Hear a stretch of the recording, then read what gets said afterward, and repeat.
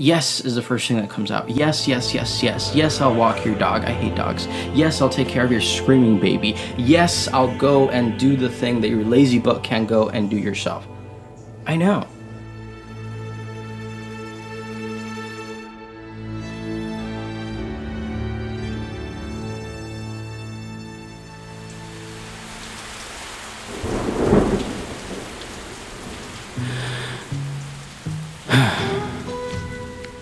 I used to be a people pleaser.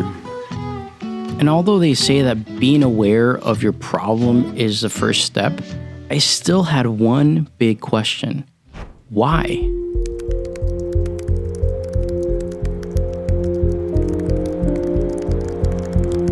It turns out it goes all the way back to, surprise, surprise, my childhood. Like being a baby wasn't sucky enough, apparently we pick up a lot of things when we're developing. Long story short, my upbringing was kind of normal for somebody growing in America in the 90s as a middle class kid. The thing is that I developed something called a coping mechanism. Now, this mechanism is very effective at maintaining harmony and receiving love from others by prioritizing their needs. Now, it appears harmless, especially when you're a kid, but as you evolve and grow up as an adult, when that goes unchecked, when you develop a neural path in your subconscious that prevents you from saying no to others, this is when the problem begins.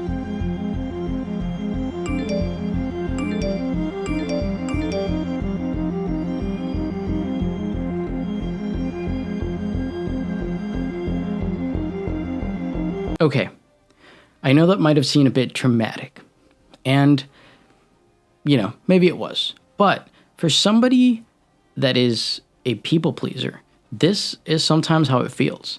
It feels like you're trapped in a cage of your own making. You said yes to something, and maybe 2 months later, you're still having to stand by that decision. And then the next yes comes, and the next, and the next, and you're just deep in, and you don't know how to get out, because to do so, you'll have to say no, and you're terrified by it, paralyzed. What will happen if my friend doesn't like me anymore? If my parents stop loving me? Those are the stakes. That's how high they are. In our mind, when we say no, we're sentencing ourselves to death. I know, it might be strange that I'm at the parking lot of Target, but I have a point. So deep within you, the answer is simple. We need to learn to say no. And I know before you click away and be like, yeah, well, duh, Sherlock, I get it. It's really, really tough. That is the hard part. But I learned something here at Target that actually changed my perspective on the whole thing. So one day I was heading over to the entrance and I saw one of these kids with like a box of chocolate or something. And I immediately knew that they were going to ask me to buy something. And I honestly didn't want to buy anything. So I knew I had to say no, but I just couldn't do it. So I got my phone out and I pretended like I was in the middle of a conversation. Now, these kids, very clever, asked me as I was going in with my phone. They're like, oh, sir, can you buy something? I was like, oh, I'm sorry, I'm in a phone call. And then he's like, oh, maybe on the way out. And I instinctively just blurred out, yes. And I felt like crap going inside because I was like, man, now I'm going to have the same struggle going out. Like, what do? I'm going to pretend to be on a phone call yet again. So anyway, I end up exiting and I'm hoping that maybe they're not there or they're busy, but they weren't. So I ended up having to buy a couple of chocolate. Now, I felt really frustrated at that point because I'm like, I can't even tell no to these kids. I can't tell them, no, I don't want chocolate. Thank you. Right? Like, how hard can that be? So a couple of weeks later, I go back to Target and I see kids outside again selling something. And something very interesting happened because this time I didn't feel automatically like my life was in danger. I felt like I wanted to take on this challenge. I wanted to look this kid in the eye and tell him, no, I do not want to buy your whatever it is that you're offering, right? And that was a very interesting part. And I only was able to get to this level when I heard this quote that says, "You're not saying no to them. You're saying yes to yourself."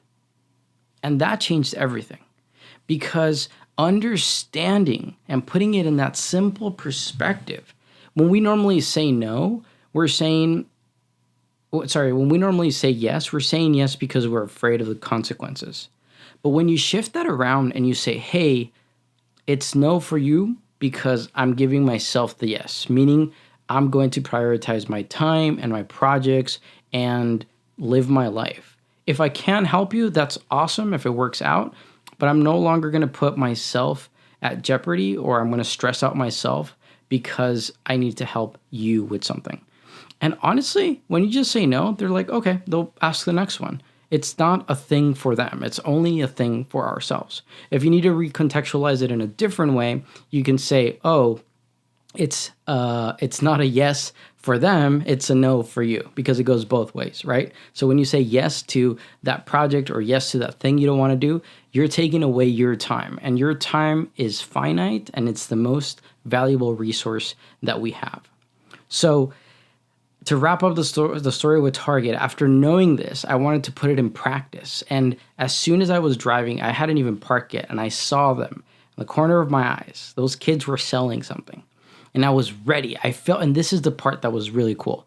Instead of feeling uncomfortable and like wanting to just leave and not have to deal with the situation, now that I wanted to take it as a challenge, as I can do this, I was actually looking forward to saying no and experiencing that. Because at the end of the day, it's an experience.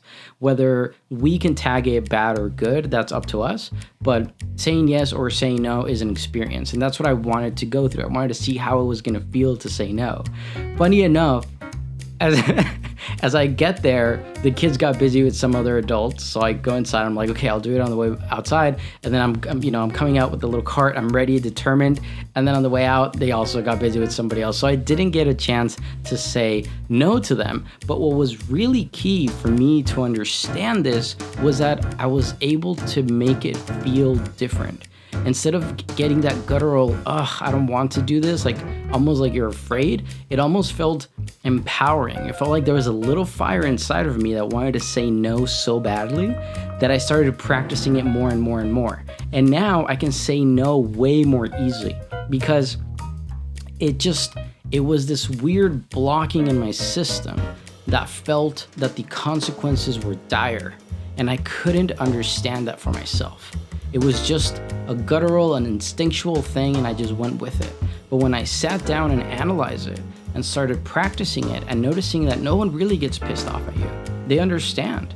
And some other people do it to you all the time, right? And you never get pissed at them. You understand.